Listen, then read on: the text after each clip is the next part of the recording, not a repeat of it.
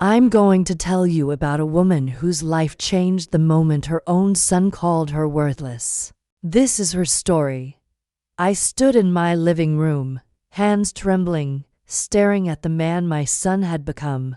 Marcus towered over me, face flushed with anger, finger jabbing the air between us like a weapon. "You're a useless old woman.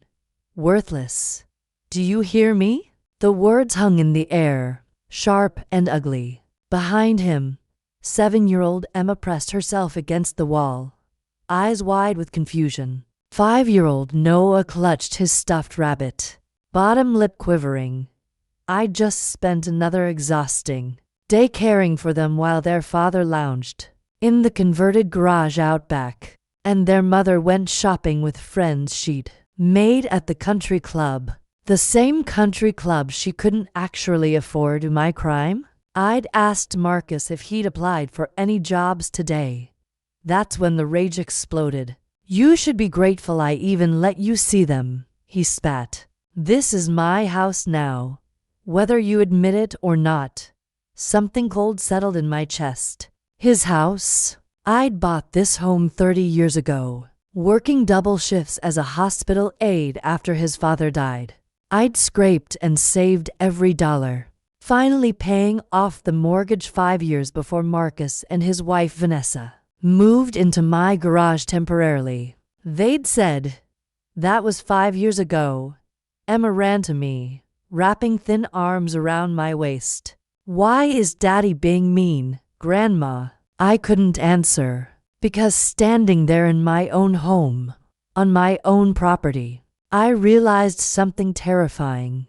When had I become so invisible that my own son believed he could erase me completely? Before continuing, if this story is touching your heart, subscribe to the channel and tell us in the comments where you are watching from. Don't forget to ring the notification bell, because every day I'm bringing you stories of women who turn their deepest pain into a new good way of living their lives. That moment in my living room watching my son's face twisted with contempt wasn't sudden. It was the culmination of 30 years of choices I'd made in the name of love.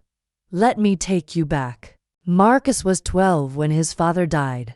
Heart attack. One moment we were a normal family planning summer vacation. The next I was a widow with 2 children and a mortgage I could barely afford. His sister Diane was only 8. They were so young, so broken by the loss. I remember Marcus crying into his pillow at night, trying to muffle the sounds so I wouldn't hear. I'd sit outside his door in the hallway, my own tears falling silently, because I couldn't let him see me fall apart. Someone had to be strong, so I became strong. I worked double shifts at Providence Hospital as a nurse's aide. The kind of work that leaves your feet aching and your back screaming. I took every overtime opportunity, every holiday shift, every weekend rotation. Christmas, Thanksgiving, Easter I spent them checking vitals and changing bedpans while other families gathered around dinner tables. But I told myself it was worth it. My kids would never lose their home on top of losing their father. I wore the same 3 pairs of scrubs for years, rotating them until the fabric thinned. I cut my own hair in the bathroom mirror. I learned to make a single chicken last for meals. When Marcus needed new sneakers for basketball, I'd skip lunch for 2 weeks to make the budget work. When Diane wanted piano lessons like her friends, I picked up a 3rd job cleaning offices at night. The sacrifices felt noble then. Sacred, even.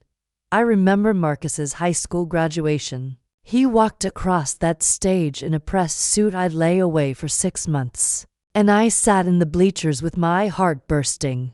He'd been accepted to Portland State University with a partial scholarship. My boy, going to college. His father would have been so proud. I took out loans to cover what the scholarship didn't. Told Marcus not to worry, to focus on his studies. He could live at home, I said. I'd handle everything else, and I did, for 4 years. I kept the house running while he attended classes. I cooked his meals, did his laundry, never asked him to contribute financially. He was building his future, I reasoned. That was contribution enough. But somewhere during those college years, something shifted. Marcus started coming home later, sleeping until noon, spending more time with friends than in the library. When I gently suggested he might look for a part-time job to help with expenses, he'd snap that I was stressing him out, that I didn't understand the pressure he was under. I'd apologize and back off. He graduated with a degree in business administration and moved out to an apartment with friends. I missed him terribly, but I was proud. I'd done it. I'd raised my son to adulthood despite everything. Diane moved to Boston after college for a marketing job. She called occasionally, sent cards on Mother's Day, but distance had made us strangers. I didn't blame her. She'd built her own life, and I'd been so focused on Marcus, on keeping everything together, that maybe I hadn't been as present for her as I should have been. Then Marcus met Vanessa, and she was beautiful in that polished, expensive way, highlighted hair, designer handbags, a smile that never quite reached her eyes when she looked at me. I tried so hard to connect with her. I invited them for dinner every Sunday, asked about her work at the marketing firm, complimented her style, but I could feel her judgment in every glance she cast around my modest home. The outdated furniture, the worn carpet, the kitchen with appliances from the 90s. They married at a vineyard in wine country, an elegant affair that cost more than I made in 6 months. Vanessa's parents paid for most of it, which became painfully clear when Vanessa's mother made several comments about helping young people start their lives properly. I gave them what I could, a check for $2,000. I'd been saving for a new roof. The leak in the guest bedroom could wait. For the first few years of their marriage, things seemed fine. Marcus had a decent job at a logistics company. They lived in a nice apartment in the suburbs. They visited monthly, though Vanessa always seemed distracted, checking her phone, commenting about needing to get back for some event or appointment.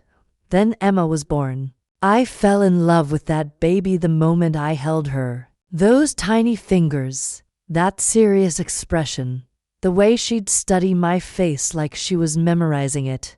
I visited constantly those first months, bringing meals, helping with laundry, walking the floor with her at night so Marcus and Vanessa could sleep. Vanessa seemed overwhelmed by motherhood. She'd complain constantly about the sleepless nights, the way her body had changed, how boring it was being home with a baby. Marcus worked longer hours, leaving her alone more. I tried to help more. When Marcus lost his job at the logistics company, something about downsizing, though his explanation was vague, I could see the panic in his eyes. Vanessa was pregnant with Noah by then. They were behind on rent, stressed, fighting constantly. That's when I made the offer. Come stay in the garage, I said. It's converted, has its own bathroom and kitchenette. Just temporarily, until you get back on your feet. Temporarily, that word haunted me now. They moved in when Noah was 2 months old. I told myself it was the right thing to do, the loving thing. Family helps family. They'd be gone in 6 months, maybe a year. But 6 months passed, then a year, then 2. Marcus would talk about job applications, interviews that went nowhere, opportunities that fell through. But I'd notice him sleeping until 11, playing video games in the afternoon, making half-hearted calls that sounded more like he was going through motions than actually trying. Meanwhile, Vanessa spent money like they had it. New clothes appeared constantly. She'd go to lunch with friends, get her nails done weekly, talk about brunches at expensive restaurants. When I gently asked where the money came from, she'd give vague answers about savings, about gifts from her parents, I didn't push. I didn't want to cause conflict. The children became my world. I'd watch them every day while Marcus slept in and Vanessa went out. I'd make their breakfast, play with them in the backyard, read them stories, kiss their scraped knees, teach them to count and recognize letters. Emma started calling me more than she called her own mother. That should have been a warning sign. Instead, it made me feel needed. I convinced myself I was helping, being a good mother, a good grandmother. This was what family did: sacrificed, supported, gave endlessly without keeping score. But there was a score. I just refused to see it. 5 years passed like that. 5 years of cooking meals they barely thanked me for, of cleaning up after them, of watching my own savings dwindle as I covered utilities and groceries for 5 people on a fixed income. 5 years of hearing Vanessa complain that the garage wasn't big enough, that my neighborhood wasn't prestigious enough, that her friends lived in real houses. 5 years of Marcus making excuses. And through it all, I'd remember my late husband's voice. He'd said something to me once, years before he died, when I was worrying about whether I was being too lenient with the kids. "Don't let anyone make you small," he'd told me. "Not even our kids. Love them fiercely, but don't lose yourself." I'd forgotten that advice, buried it under layers of martyrdom and misplaced nobility.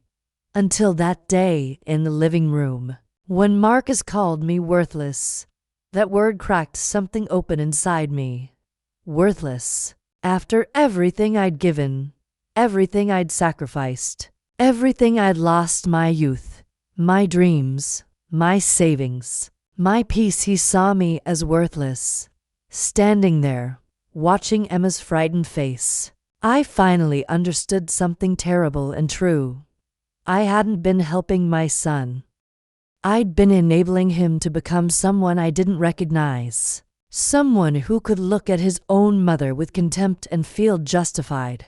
The question wasn't how had he become this way. The question was, how had I allowed it? After that confrontation, I couldn't sleep.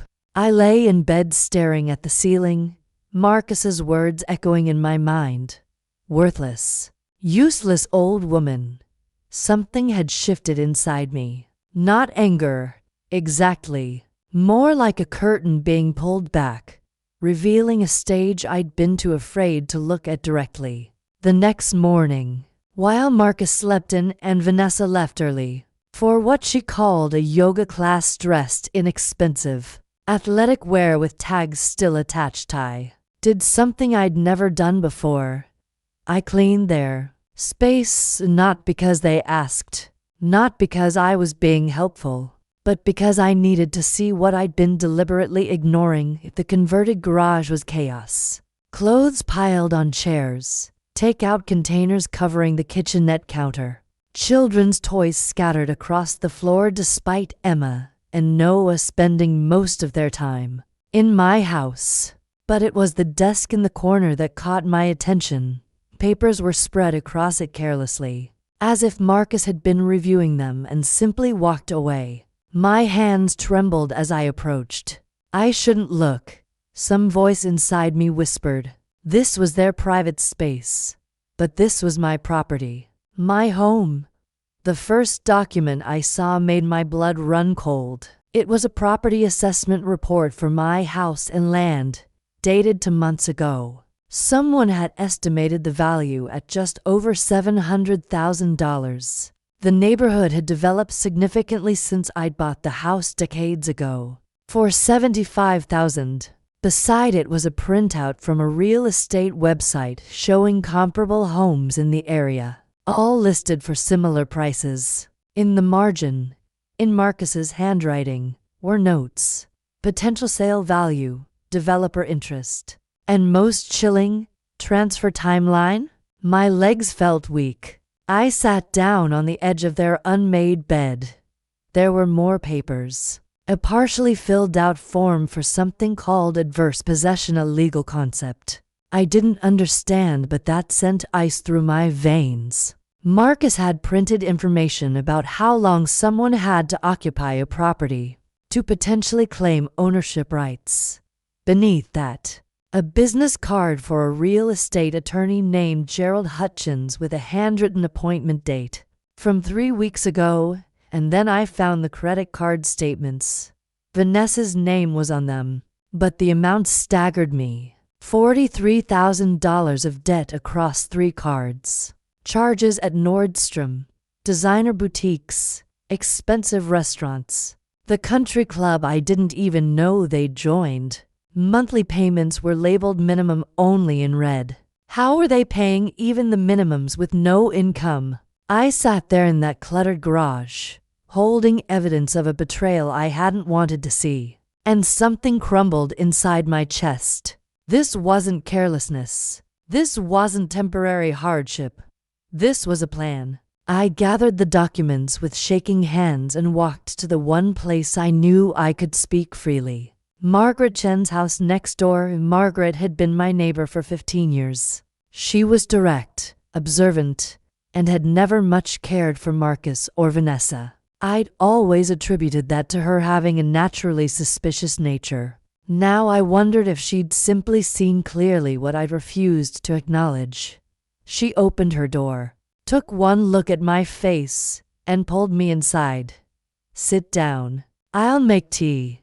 I sat at her kitchen table, the same yellow tablecloth I'd seen hundreds of times, suddenly feeling like the only cheerful thing in the world. And I spread the documents out. Margaret poured tea and sat across from me, studying the papers in silence. When she finally spoke, her voice was gentle but firm. "How long have you known?" I didn't know. Not really. Not until today. She reached across the table and took my hand. "I need to tell you something. I've wanted to say this for months, but you weren't ready to hear it." My stomach dropped.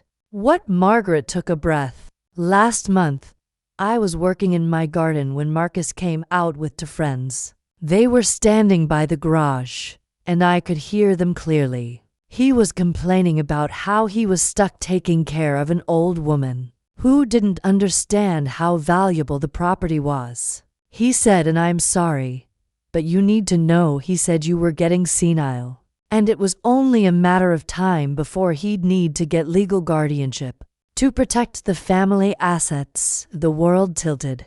I gripped the edge of the table. "Before we continue, make sure to like this video and subscribe. With your support, we can keep bringing more stories from powerful women that touch the heart of all of us." Margaret continued, her voice steady despite the devastating words. "And Vanessa, I've heard her at school pick up with the other mothers. She talks about you like you're free labor. She literally said, quote, 'Why would I pay for childcare when grandma does it for nothing?' I couldn't breathe, couldn't think. You need a lawyer," Margaret said firmly. "This isn't family drama. This is financial exploitation. And if those documents mean what I think they mean, it could be attempted fraud. I don't even know where to start." Margaret was already pulling out her phone. "My sister went through something similar with her mother-in-law. There's an attorney who specializes in elder law and family disputes. Richard Pemberton. Let me call him."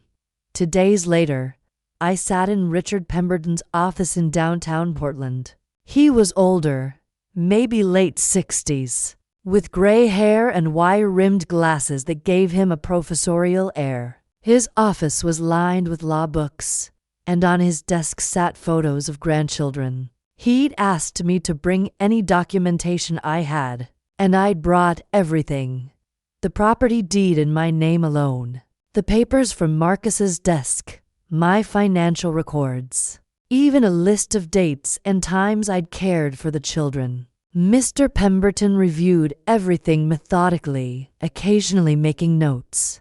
The silence stretched so long I wanted to scream. Finally, he looked up, and his expression was grave. "Ma'am, I'm going to be direct with you because that's what this situation requires. Your son is attempting to build a case for adverse possession and potentially to have you declared mentally incompetent. These appointment dates suggest he's already consulted with attorneys about how to gain control of your property. But it's my house. I have the deed. You do. And legally, it's absolutely your property. But if he can establish that he's been the primary resident for a certain period, making improvements, paying some bills even if those bills are minimal, and if he can convince a court that you're not capable of managing your own affairs, he could potentially challenge your ownership or gain legal guardianship over you, which would give him control of your assets. He paused, letting that sink in. Have you noticed him paying for anything related to the property? Any repairs, utilities, anything he could claim shows he's been acting as owner? I thought back. Last year, he'd paid to have the driveway repaved. He'd made a big deal about it, saying it was his contribution, his way of helping. I'd been grateful. Now I saw it for what it was. Evidence, oh God. The driveway. He had it redone and kept all the receipts. He told me he wanted to take care of things for me, Pemberton nodded grimly. That's exactly what I thought. He's been building a paper trail. The good news is, he hasn't been there long enough for adverse possession to work. That typically requires exclusive possession for 10 years in Oregon. And it sounds like you've maintained full use of your property. But the competency angle is more concerning. I'm not incompetent. I know that. But has he been present at any medical appointments? Has he spoken to your doctors about your care? My heart sank. Yes. My last few appointments, he insisted on coming. Said he wanted to be supportive. He'd spoken to my doctor privately, asking about my memory, whether I ever seemed confused. At the time, I'd thought he was being caring. Now I saw the manipulation. He's been laying groundwork, Mr. Pemberton said quietly. This isn't impulsive behavior. This is calculated. The room felt too small, the air too thin. What do I do? You establish your competency clearly and document everything from here forward. You also need to recognize this situation for what it is. Financial abuse. You have options. You can serve them with an eviction notice. They have no legal lease, so you're well within your rights. You can pursue a restraining order if you feel threatened. You can document every interaction going forward, Pemberton leaned forward, his expression softening. I know this is your son. I know this is unbearably painful, but I need you to understand. If you do nothing, you will lose everything. Your home, your independence, possibly even contact with your grandchildren, because if he gains guardianship or control, he decides who you see and when. That night, I sat at my kitchen table with all the evidence spread before me. The property assessments, the credit card statements, the adverse possession research, Margaret's testimony about what she'd heard. And then I pulled out something I'd almost forgotten about. My late husband's will. I'd stored it in a fireproof box years ago. Hadn't looked at it since the estate was settled. I opened it now, reading his words written more than 20 years ago. Most of the legal language was standard. Everything had come to me, as expected. But there was a section near the end I'd forgotten. A personal note the attorney had allowed him to include. To my beloved wife, you have the strongest heart of anyone I've ever known, but you sometimes mistake sacrifice for love. They're not the same thing. Love without boundaries becomes exploitation. Promise me you'll protect yourself first. Don't let anyone take advantage of your kindness, not even our children. They need to learn to stand on their own. You've given them everything they need. Don't give them so much that they forget how to build their own lives. And if they ever try to make you small, remember who you are. A woman who survived loss, raised two children alone, and built a home with nothing but determination. You are more than enough. Always. Tears blurred the words. He'd known. Somehow, my husband had known exactly what I'd need to hear decades later. I picked up my phone and called Mr. Pemberton. "I'm ready," I said. "Tell me what I need to do," and for the first time in 5 years, maybe longer, I felt something that had been dormant for so long I'd almost forgotten what it felt like. I felt like I mattered. Pemberton prepared the legal documents with precision. A formal 30-day eviction notice. Documentation of my mental competency from 3 separate physicians. Copies of the property deed. Evidence of Marcus's attempts to establish adverse possession. Bank statements showing my financial responsibility. Most importantly, a copy of my husband's will with that devastating final paragraph about not letting anyone make me small. I asked Margaret to be present when I served the notice. I needed a witness, yes, but more than that. I needed someone who wouldn't let me back down when Marcus turned on the charm or the rage.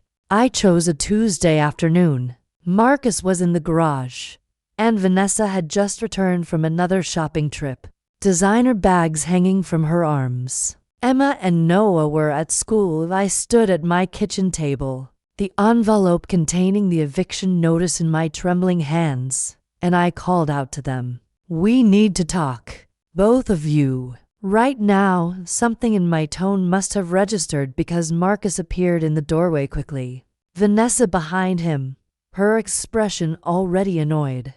"What's this about?" Marcus asked, voice carrying that edge of irritation I'd become so accustomed to. "We're busy.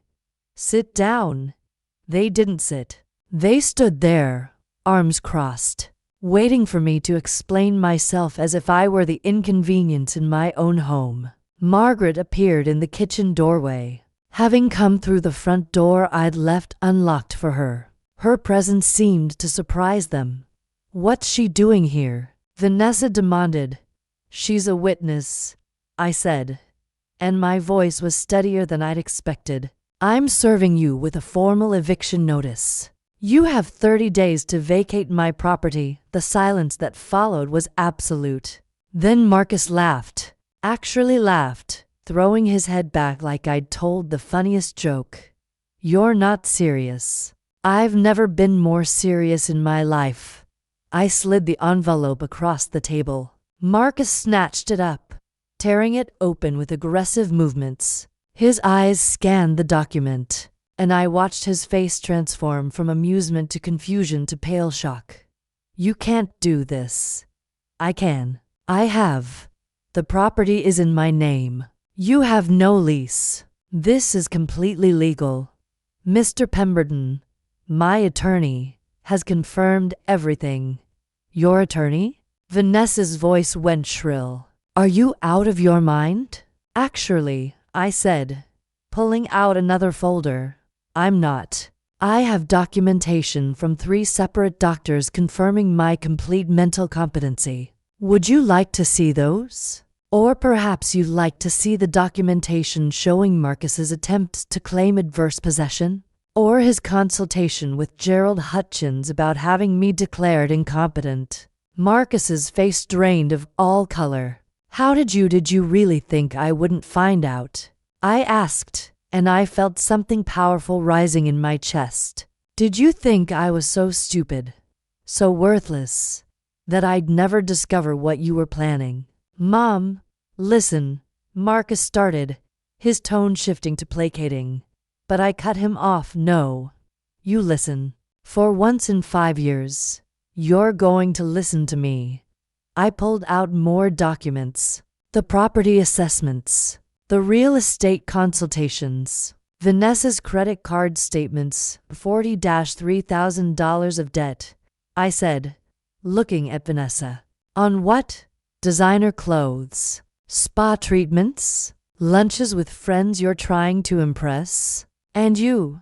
I turned to Marcus. You haven't worked a real job in 5 years. 5 years of living in my garage, eating my food, using my electricity, having me raise your children while you slept until noon and complained about how hard your life is. That's not fair, Marcus said, voice rising. We've been struggling? I slammed my hand on the table, surprising myself with the force. I struggled. I worked double shifts for decades. I raised you and your sister alone after your father died. I sacrificed everything so you could go to college, so you could have opportunities I never had. And how did you repay me? By calling me worthless, by trying to steal my home, by planning to have me declared mentally incompetent so you could control my property. I didn't. Marcus started. Don't lie to me. My voice cracked. I have documentation. I have witnesses. Margaret heard you tell your friends you were stuck taking care of an old woman. Vanessa told the mothers at school I'm free childcare. Did you think I wouldn't find out? Did you think I'd just fade away quietly and hand over everything I'd worked for? Vanessa's expression hardened, the mask of civility dropping completely. You're being ridiculous. We're family. That house should go to us eventually anyway. We're just planning ahead, or planning to push me out of my own home before I'm dead. You're twisting everything, Marcus said, and now his voice carried real anger. We've been helping you, taking care of you. You're getting older. You need us. I don't need you. The words erupted from somewhere deep inside. I have never needed you. You needed me. You've always needed me. And I enabled it because I confused love with letting you take whatever you wanted. Margaret stepped forward slightly, her presence a quiet reminder that everything being said had a witness. This is bullshit. Vanessa spat. We're not going anywhere. You can't just throw us out. What about the kids? You'd make your own grandchildren homeless? The manipulation was so transparent it would have been laughable if it wasn't so cruel. Don't you dare use those children against me, I said, voice low and dangerous. I have spent more time raising Emma and Noah than you have. I've fed them, bathed them, played with them, read to them, comforted them when they had nightmares while you were out spending money you don't have. And he was playing video games. Vanessa grabbed her designer purse from the counter. I'm not listening to this. You're a bitter old woman who can't stand seeing other people happy. No, I said quietly. I'm a woman who finally realized she's worth more than how much you can take from her. Marcus pulled out his phone, hands shaking. I'm calling a lawyer. You can't do this. That house should have been family property. Dad would have wanted me to have it. I'd been waiting for this. I pulled out the final document. My husband's will. Do you want to read what your father actually wanted? I slid it across the table. Go ahead. Read the last paragraph. Marcus grabbed it, eyes scanning frantically. I watched the exact moment he found the words. His hands stilled. His face crumbled. He says you should protect yourself first. That we needed to learn to stand on our own. He knew, I said softly. Your father knew exactly what could happen if I didn't set boundaries. He knew because he knew me. He knew I'd give and give until there was nothing left. And he made me promise not to let that happen. I broke that promise for 5 years. I'm not breaking it anymore. Mr. Pemberton has also documented your consultation with Gerald Hutchins. I continued. Your attempt to establish adverse possession. Your inquiry about guardianship proceedings. If you try to fight this eviction, all of that becomes evidence of attempted elder abuse and fraud. Do you really want that on public record? Marcus's face twisted with something between rage and desperation. We have nowhere to go. You're a 38-year-old man with a college degree. Figure it out. The same way I figured it out when your father died and I was left with 2 children and a mortgage. Vanessa's eyes blazed. Fine. We'll leave. But don't think you'll ever see Emma and Noah again. We'll make sure of that. The threat landed like a physical blow. For a moment, fear gripped me. The thought of losing access to my grandchildren felt like losing oxygen. But then I remembered Emma's confused face when her father called me worthless. I remembered Noah clinging to me while his parents ignored him. I remembered that enabling their parents' dysfunction wasn't protecting those children. It was teaching them that love meant exploitation. If you tried to keep them from me out of spite.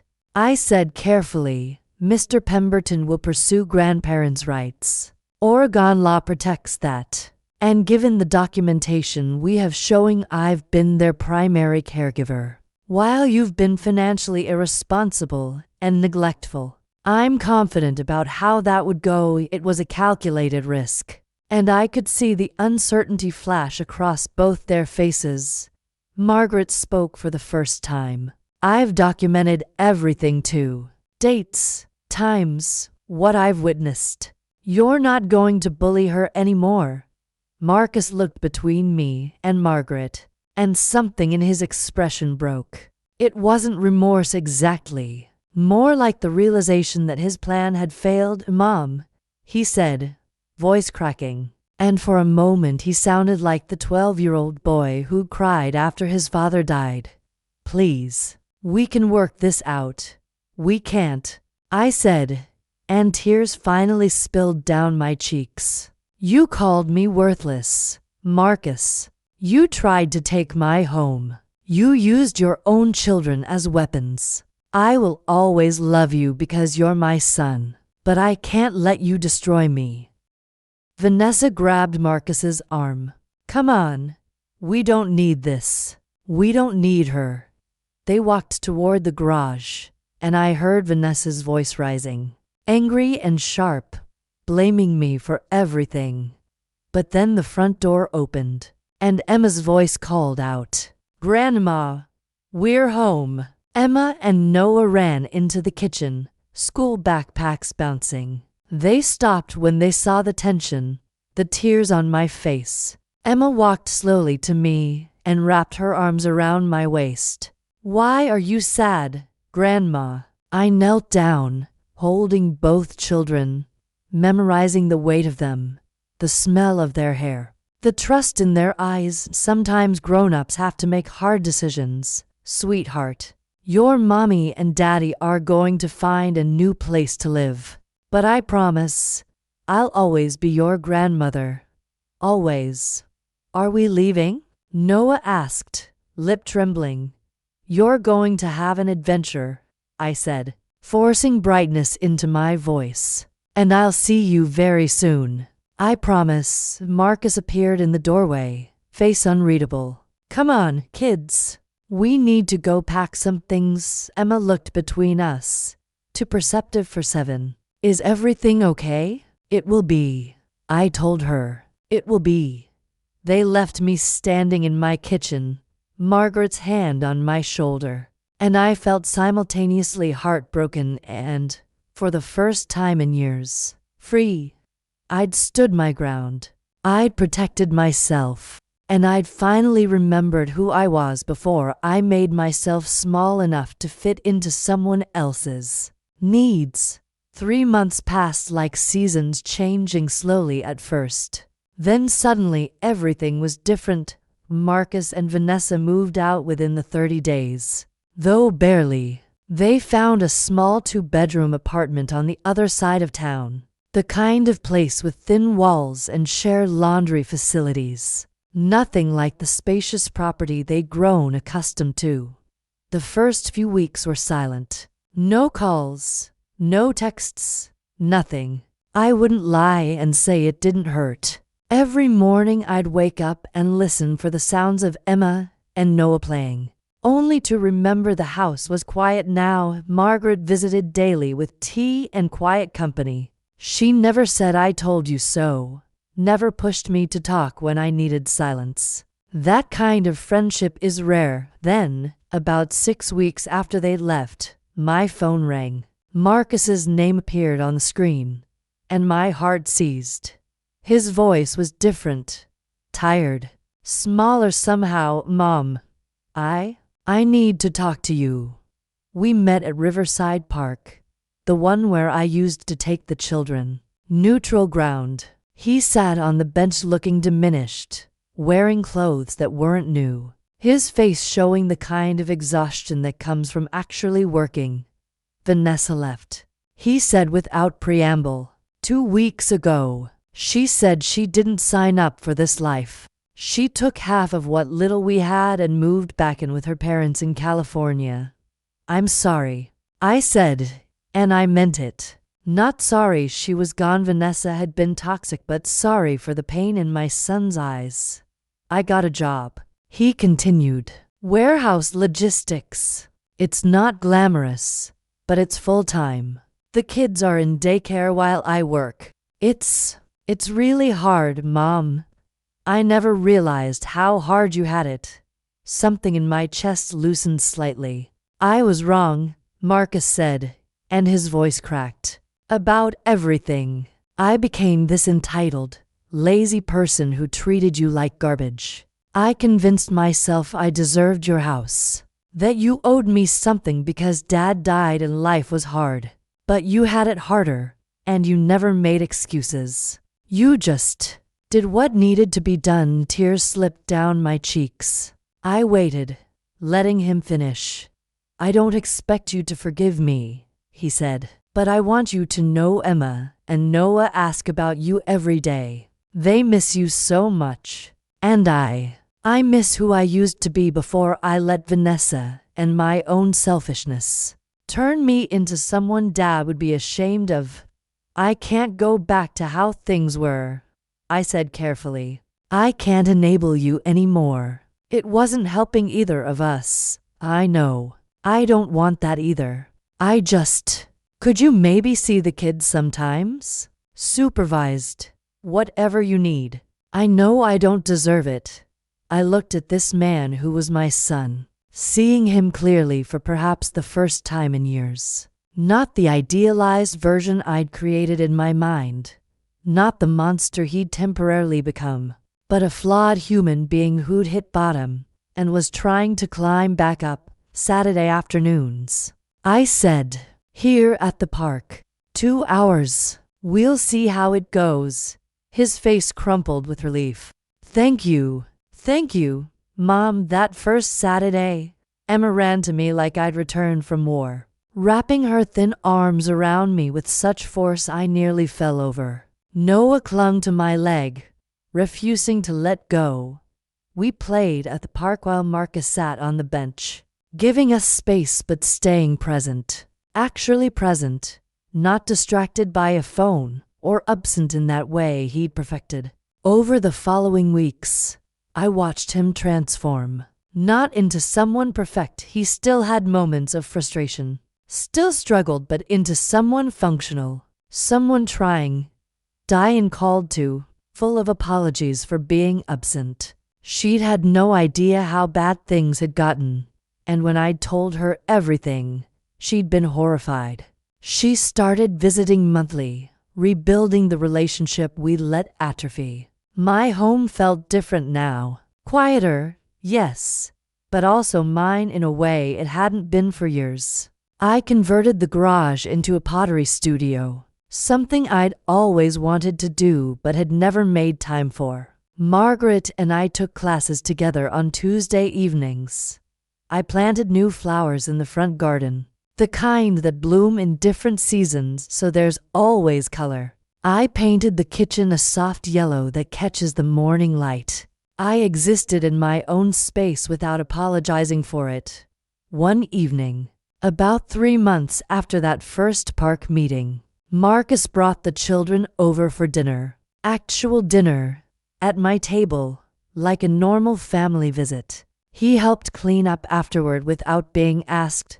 As he was leaving, he paused at the door. I'm learning how to be their father, he said quietly. Actually be present.